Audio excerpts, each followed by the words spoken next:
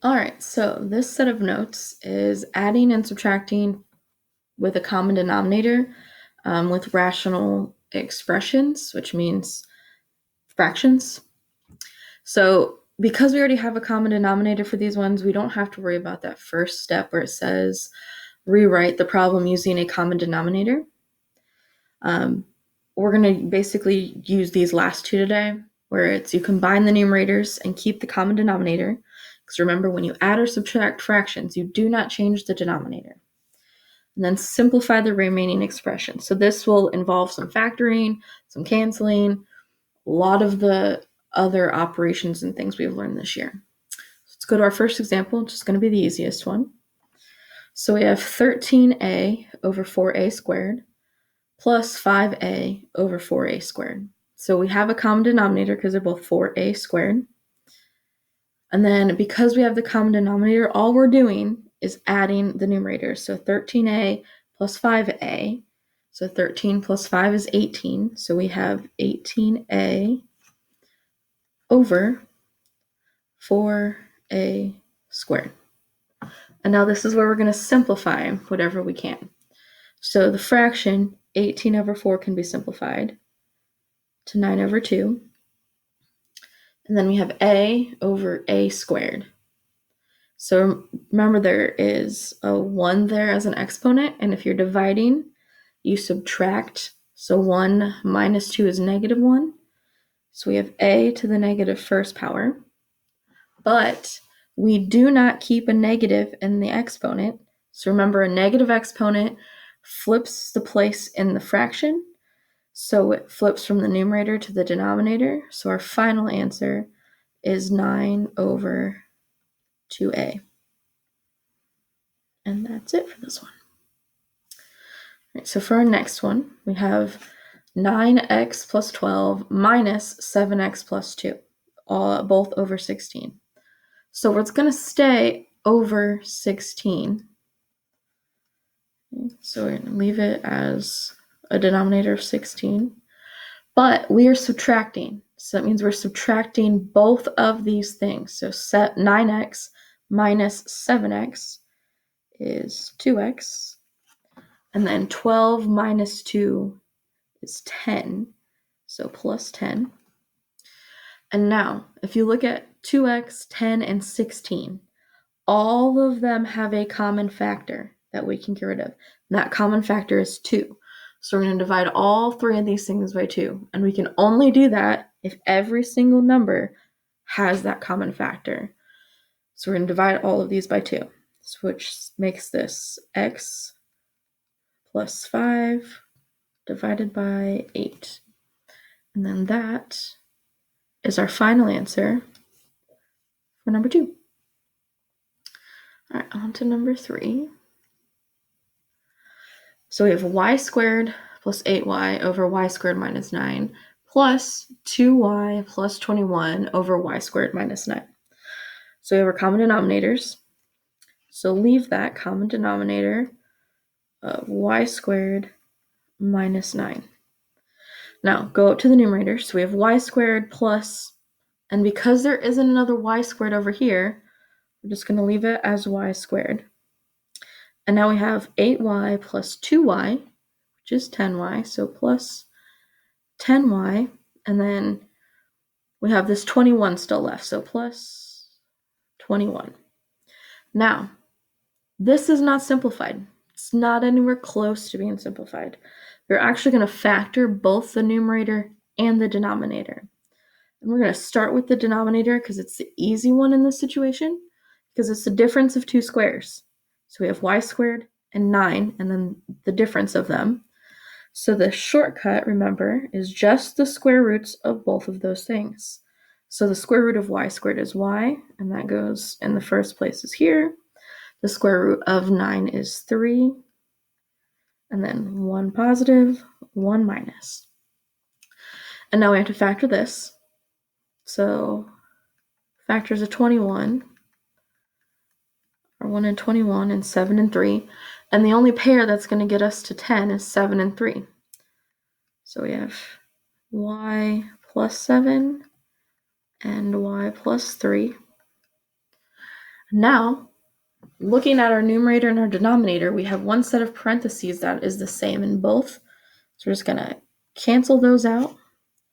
And we have y plus 7 over y minus 3 left.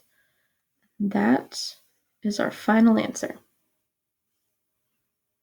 All right, moving on to number 4. So we have 1 over 12a minus 3 minus 16a squared over 12a minus 3. All right, so we have the 12a minus 3 as our denominator. And then we're going to do 1 minus 16a squared because we don't have anything else to combine there. So we're just going to write it as one problem. Now, 1 minus 16a squared is once again a difference of two squares. So we're going to factor that into 1 plus 4a and 1 minus 4a. And then, actually, you know what? Even before we do that, we're going to switch this around a little bit because we need this with the a first to match this down here. So what we're going to do is we're going to make this negative 16a squared plus 1.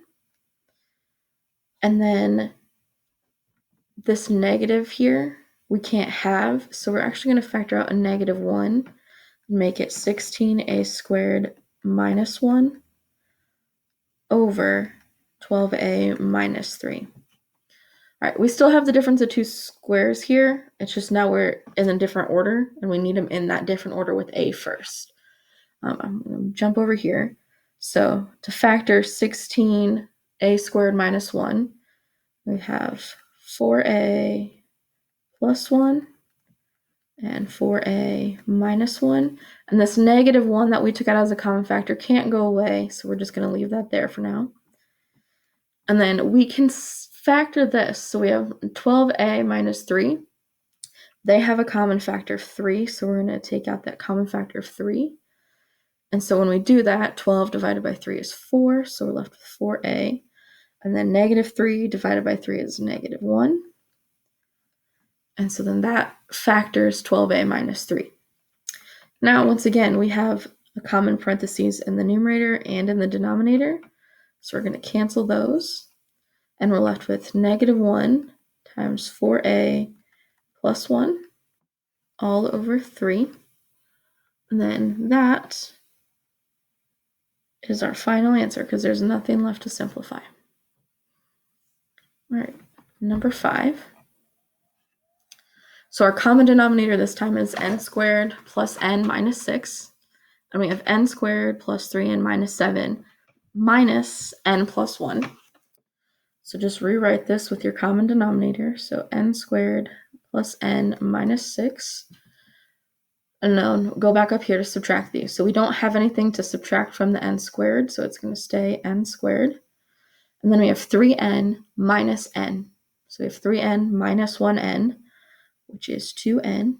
And then negative 7 minus 1, so we have negative 8. And now we have to factor both of these. So the factors of 8 that are going to get us 2 are 4 and 2. So we have n plus 4 and n minus 2. And then the factors of 6 that are going to get us 1 are 3 and 2. So we have n plus 3 and n minus 2. And if you look here, we have an n minus 2 in both the numerator and the denominator, so those cancel. So we're left with n plus 4 over n plus 3. And that is our final answer. All right, I believe we have one more example to do. So our common denominator is 6k squared minus 5k plus 1. And then we have 13k squared minus 9k plus k squared plus 2k. All right, we're going to move these over here because we're going to need some room to factor later. So we have 6k squared minus 5k plus 1. That's our common denominator. Now we're going to add what we can. So we have 13k squared plus 1k squared. So we have 14k squared. And then negative 9k plus 2k, which is negative 7k. And now we're going to factor what we can. All right, so this numerator does not have 3 terms, which means we're only going to factor out a common factor. So the common factor of 14k squared and negative 7k is 7k.